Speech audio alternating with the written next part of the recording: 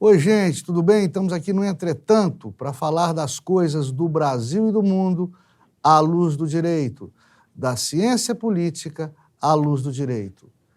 Dê o seu like, clique na sinetinha, inscreva-se no canal. A gente precisa de vocês.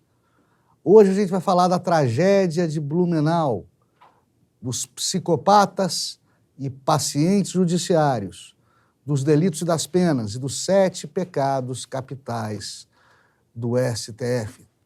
Tudo isso, no entretanto, já aguardo você. Eu não me ajoelho do politicamente correto, não, porra. O juiz não tem que entrar em pilha de mídia, que atuar fazendo justiça.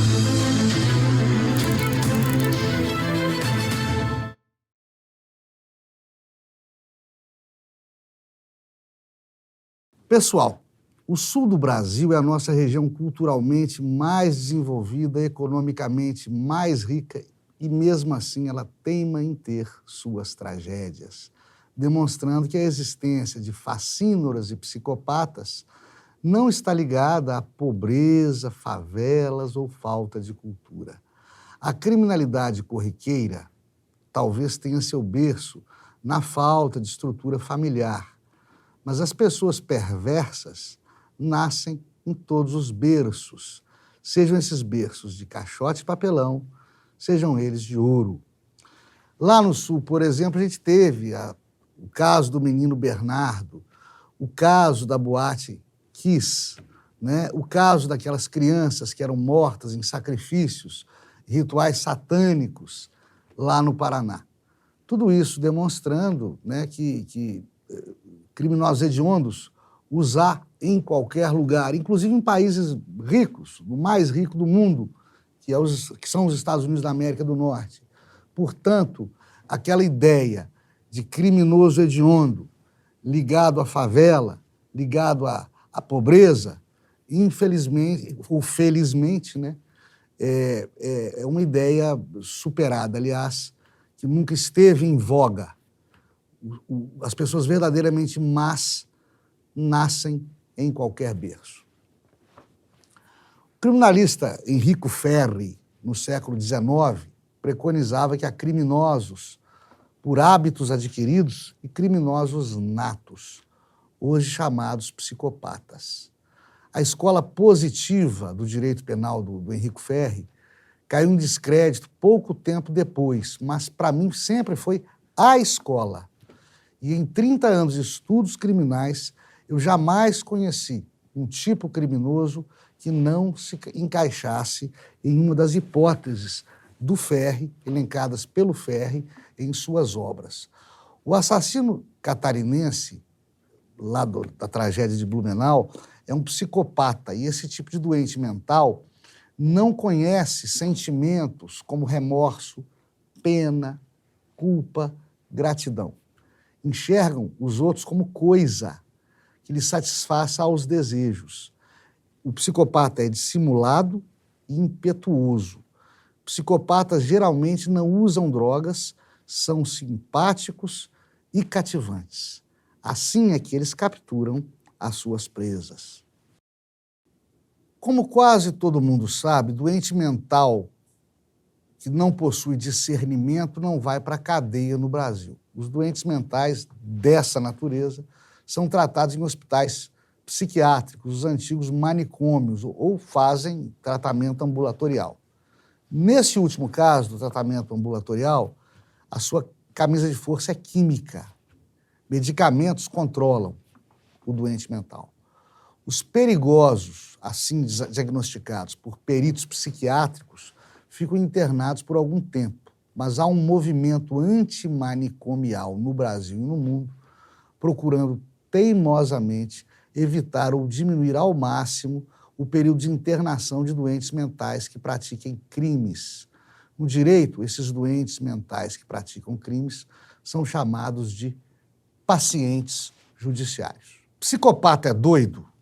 O paciente judiciário, ou falando mais simplesmente, o doido que pratique crimes, fica cada vez menos internado no Brasil.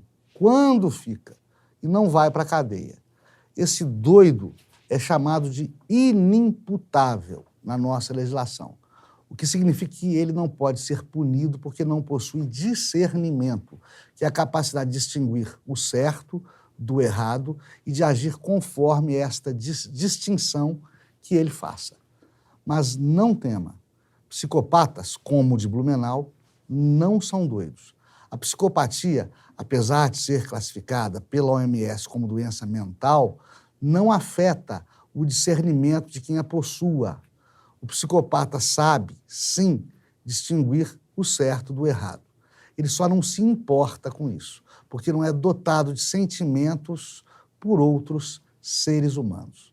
Portanto, o serial killer de Blumenau haverá de pagar pelos seus crimes, muito embora a legislação penal brasileira não possua penas graves o bastante para castigar a um criminoso tão hediondo.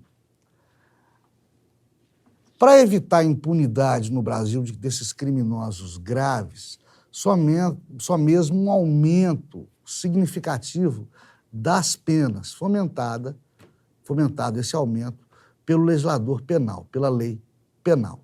Não adianta falar em pena de morte. Eu não acredito em pena de morte, não porque eu tenha pena do criminoso, não é isso. Na verdade, eu tenho pena das vítimas do criminoso.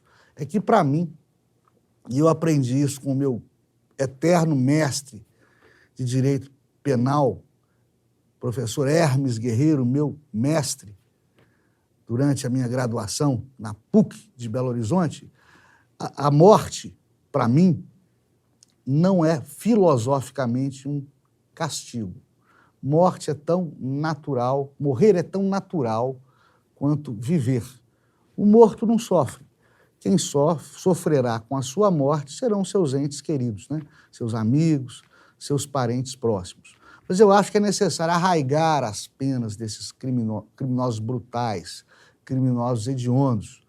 30, 40 anos de pena mínima por cada delito, nesse caso de Blumenau, por exemplo, o que equivaleria na prática a uma prisão perpétua para esse facínora, o que é mais do que justo, porque um cidadão desse não pode realmente voltar ao convívio das pessoas de bem. Eu critico aqui sempre o silêncio obsequioso da imprensa para com fatos jornalísticos importantes e que não são reportados, às vezes por interesses obscuros, ideológicos, escusos, econômicos. Pode escolher um motivo abjeto. No entanto, por vezes, o jornalismo deixa de divulgar alguns fatos noticiosos por motivos também nobilíssimos, como dizia o Monteiro Lobato. É o caso do psicopata de Blumenau, com detalhes de sua vida, inclusive sua identidade, omitidos pela imprensa para não dar alarde para gente ruim e não criar mais uma bandidolatria com esse psicopata virando objeto de culto. Tem muito idiota por aí. Por falar em idiota, a imprensa também tem o bom hábito de não divulgar suicídios. Por quê? Porque tem idiota que ouve falar de suicídio e quer se suicidar também. Isso proliferou muito na internet. Fica uma coisa, às vezes, sem pé nem cabeça, porque às vezes é uma celebridade que comete suicídio e as pessoas não ficam sabendo por que ela morreu. Em um dos meus livros, O Rio da Lua, eu trato bastante disso. Super recomendo, ele trata justamente de suicídios. Gente, juiz é proibido de se manifestar de maneira desrespeitosa para com outros poderes e órgãos judicantes, outros juízes de tribunais. Como juiz, eu nunca desrespeitei esses limites. No meu blog, no meu podcast, nesse programa, a quem quer que seja, eu jamais desrespeitei. Mas são inegáveis equívocos no funcionamento da justiça e que merecem ser apontados e informados ao povo. É uma maneira cidadã de informar, ensinar e esclarecer. É assim que o STF tem protagonizado, já há uns 10 anos ou um pouquinho mais, diversos exemplos de atividade judicante criticáveis, e são criticáveis aos olhos de todos. Eu estou aqui apenas reportando, citando o que comentam, dizem e criticam, né? O STF cria precedentes perigosos e agride, às vezes, a segurança jurídica nacional. Negar isso é negar que o céu está acima de nossas cabeças e que o sol é quente. Esses equívocos, vindos do mais alto órgão judicante da República, não são meros deslizes, né? São pecados capitais, reiterados ao longo das recentes composições do Supremo. Vale relembrar a estes pecados biblicamente considerados.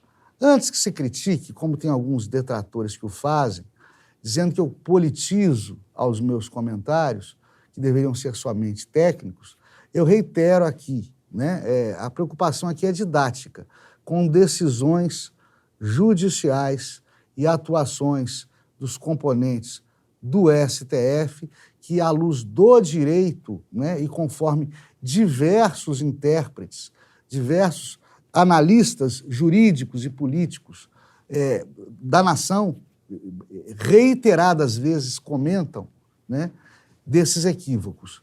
Isso é público e notório. Está sendo só reportado aqui.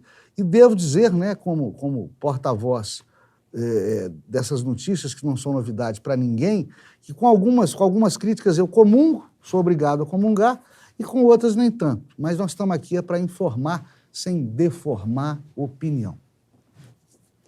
O primeiro pecado capital é o da gula. Querer poder além da conta é uma ofensa ao Estado democrático de direito.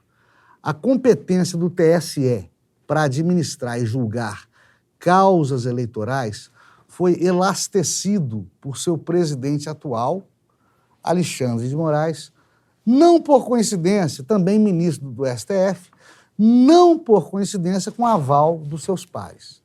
Sob uma ótica distorcida da Constituição, o TSE, com Moraes à frente e contra Bolsonaro e a direita, passou a regulamentar também a manifestações sociais pacíficas, publicações digitais posteriores às eleições e tutti quanti, para a gente se lembrar do saudoso Olavo de Carvalho. Ou seja, o TSE está regulando tudo que considera fascista, tudo que considera de ultradireita e tudo que se refere a discurso político eleitoral, mesmo após as eleições, mesmo atos praticados após as eleições, né? E fica muito perigoso. Vendo-se, por exemplo, pessoas como o próprio Bolsonaro ou como Lula, né, que estão em campanha 24 horas por dia, ao longo de 4 anos, entre 4 e 4 anos, você vai tê-los, Bolsonaro e Lula, regulados pelo TSE o tempo todo, mesmo fora das eleições, o que torna o TSE onipresente, onisciente e competente sempre. A avareza.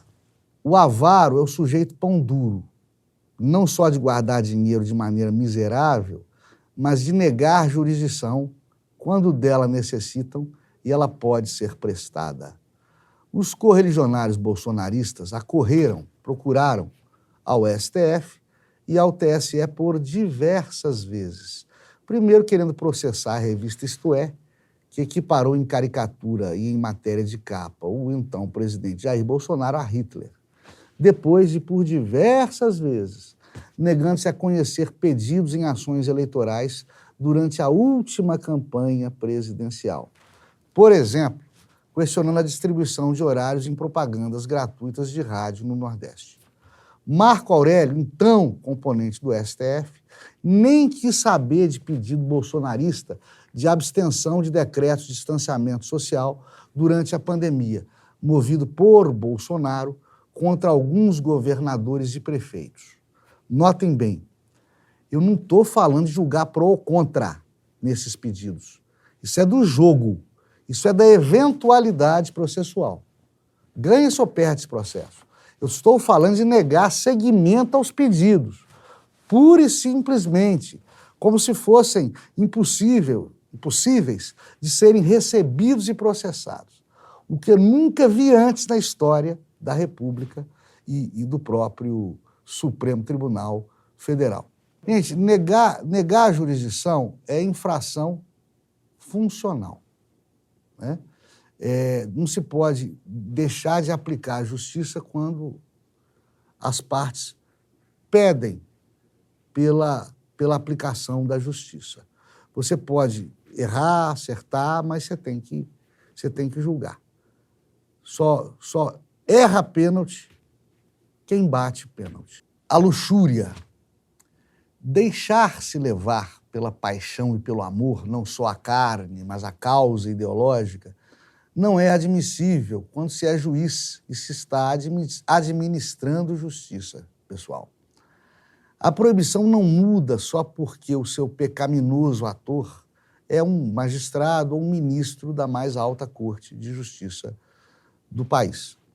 Assistir ao ministro Edson Fachin, antes da toga, cabo eleitoral marxista, e ao ministro Roberto Barroso, advogado de perseguidos políticos, antes da investidura no STF, cada qual em distintos e vários momentos, criticando a direita, alcunhada fascista por eles em discursos, pronunciamentos e seminários, no Brasil e no exterior, perante imprensa e formadores de opinião, mostra um ardor político ofuscante, parcialíssimo, que depõe contra princípios constitucionais os mais óbvios, dentre os quais, dentre esses princípios, os da equidade, da igualdade entre as partes no processo e entre todos perante a lei.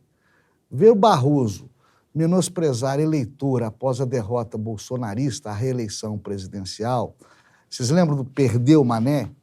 Ou Fachin acoplar a imagem da guerra na Ucrânia de Putin a Bolsonaro, ou lamentar a eleição de Bia Kicis e do próprio Bolsonaro, é mais do mesmo e é um perigo para a democracia, gente. Nós, juízes, somos homens comuns, né, com os mesmos direitos de todo homem comum. Mas nós temos deveres a mais. Nós não podemos deixar o nosso ardor romântico, ou o nosso ardor político, ou a nossa ideologia influenciar nos nossos pronunciamentos, na nossa caneta, no nosso jeito de julgar. Isso é um pecado mortal para todo juiz de direito. A ira, pessoal, mais um pecado capital. Julga mal o magistrado que se deixa levar pela raiva e pelo fígado, pelo coração e pelo ranço em suas decisões.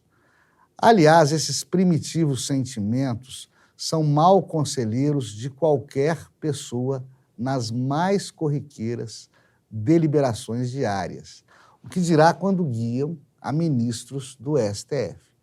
Esse pessoal, esses ministros, salvo raras exceções, por exemplo, as ministras Carmen Lúcia Rosa, o ministro Lewandowski, em diversos momentos, eles lamentavelmente se pronunciam como valentões pelo discurso, será de ódio, e pela linguagem e conteúdo de seus vereditos.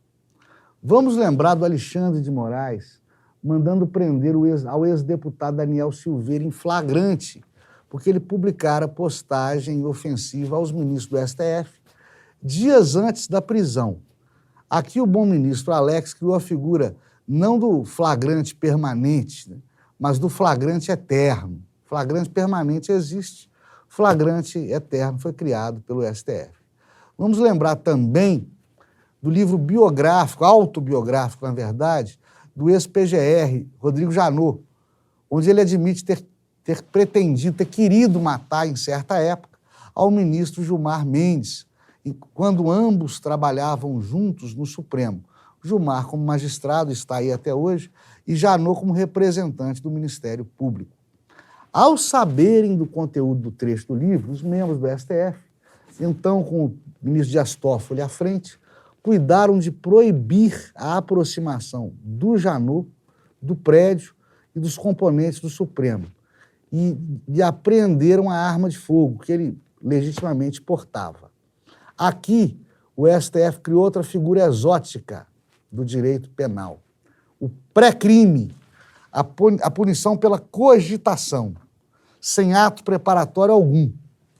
Decisões, assim, são sempre guiadas pela ira, pelo medo, nunca pelo notável saber jurídico. Onde já se viu alguém ser processado e punido porque pensou em cometer um crime? Qualquer segundanista de graduação em direito vai nos informar que a fase de cogitação, ou seja, de pensar em cometer um crime, não é punível, não se confunde com fase de execução, com fase de preparação para o cometimento do crime. O pré-crime criado pelo STF só existia até então na ficção científica. Eu vou lembrar aqui daquele filme de 20 anos atrás, com Tom Cruise, né? Minority Report, que punia o pré-crime. E já naquele filme se prevenia para o fato de que assim se fomentam injustiças. Por quê? Nem todo mundo que pensa em cometer um crime vai, de fato, cometer o crime. Porque pode se arrepender, porque pode largar para lá, porque pode simplesmente mudar de ideia. A inveja, gente. A Constituição Federal diz que é prerrogativa do Poder Legislativo, através do Congresso Nacional, criar leis penais que cominem penas, que imponham penas em território brasileiro. A mesma Constituição também diz da exclusiva discricionariedade, exclusiva autonomia presidencial para nomear membros da administração pública direta para cargos que sejam legalmente para provimento por livre nomeação. Quem, no entanto, usurpa atribuições, poderes e competências alheias parece, de fato, invejar a essas atribuições, poderes e competências. Pecado mortal, bíblico, o que se dirá do STF, que, fustigado por ação mequetrefe, decidiu equiparar a homofobia ao racismo, criando um tipo penal novo, que também fez com as fake news, intrujadas como condutas passíveis de punição criminal, sem qualquer interferência do Congresso Nacional. Já durante a pandemia, não deixaram então o presidente da República geri-la como gestor da saúde pública nacional. Deram autonomia a governadores e prefeitos, certamente mais fáceis de manejar. Vocês se recordam que o presidente Jair Bolsonaro, então o presidente Jair Bolsonaro, tentou nomear para cargo de confiança, para cargo de livre nomeação, o superintendente da Polícia Federal. E não deixaram que ele nomeasse quem ele poderia nomear. Bolsonaro foi processado porque comprou vacinas, processado porque não comprou vacinas, processado porque autorizou compra de medicamentos, processado porque não seguiu o distanciamento social. Ou seja, se correr o bicho pega, se ficar o bicho come, e não deixaram o homem governar. Governaram, no seu lugar, os homens de toga. Preguiça também é um pecado capital, gente. Certamente é muito mais trabalhoso perseguir o criminoso depois que ele comete o crime do que simplesmente impedi-lo de cometer o delito. No entanto, essa lei do menor esforço não justifica esquecer a lei maior constitucional, simplesmente entronizando, legalizando a censura a título de regulação de redes sociais ou da imprensa. Alexandre de Moraes prega incessantemente a necessidade de impedir a veiculação nas redes de mensagens criminosas, mesmo quando sabedores todos, inclusive ele, que o conteúdo da informação ou opinião divulgada possui entonações, nuances e conceitos e contextos por demais subjetivos para que possam ser padronizados. Ou seja, o que é discurso de ódio para o Joaquim pode não ser para o Manuel. A mensagem fascista aos olhos do Supremo Ministro pode não ser mensagem fascista para um jornalista da Jovem Pan. E por aí vai. Passar a régua e proibir a divulgação do pensamento pode ser fácil, mas é precedente perigoso e inegável censura prévia. Abusos da liberdade de informação e da divulgação da opinião dão trabalho para coibir, mas não será, economizando esforços, que iremos salvaguardar e defender e proteger a democracia. Eu posso ser punido porque falei mal do Joaquim. Eu não posso ser proibido de falar mal do Joaquim. Né? Pior ainda será proibir o Manuel de falar porque eu falei mal do Joaquim. Isto é censura prévia. Isso é vedado pela Constituição Federal. Isso é vedado por diversos doutores em direito, diversos jurisconsultos entendem que isso é censura política. Inclusive, um livro clássico de direito constitucional brasileiro, do já então famoso, mas ainda não ministro do STF, Alexandre de Moraes, nesse livro, nesse curso de direito constitucional, escrito pelo doutor Alexandre de Moraes, está conceituada a censura prévia política quando se impede alguém de manifestar opinião política, seja esta opinião política qualquer opinião política. A soberba ou orgulho ou excessiva vaidade é o último dos pecados capitais. Mesmo com grande parte da opinião pública e inúmeros formadores decentes de opinião, cientistas políticos, juristas, analistas nacionais e internacionais, alertando para o fato de que o STF não pode presidir, através de seus ministros, a inquéritos em que estes mesmos ministros sejam vítimas de supostos crimes, mesmo diante de notáveis e quase unânimes ponderações de que fake news não são crimes à luz das atuais leis penais, mesmo com a PGR se negando a protagonizar, a propulsionar, a propelir investigações com base em crimes inexistentes promovidas por seus pseudo-vítimas, ainda assim, os senhores ministros do STF insistem, por vaidade intelectual ou simplesmente por amor à própria imagem, insistem em navegar contra a corrente do bom senso e da lógica e manter inquéritos intermináveis em que figuram como vítimas por críticas e opiniões de divulgação de informações com as quais simplesmente discordam e que, pela Carta Magna, podem ser manifestadas. Eles estão querendo, por falar em carta, pela carta, prender o carteiro. O juiz é equidistante das partes, ou seja, ele tem que estar à mesma distância do autor e do réu. O juiz é inerte, ele tem que ser provocado. Provocar o juiz não é xingar o juiz, é pedir-lhe jurisdição, é pedir-lhe que diga o direito. Muito embora eu ache que, para talvez alguns ministros do STF, provocar o juiz seja, de fato, ofender o magistrado. É isso aí, gente. Fiquem todos com Deus. Até a próxima. Dê o seu like, clique na sinetinha e inscreva-se no canal.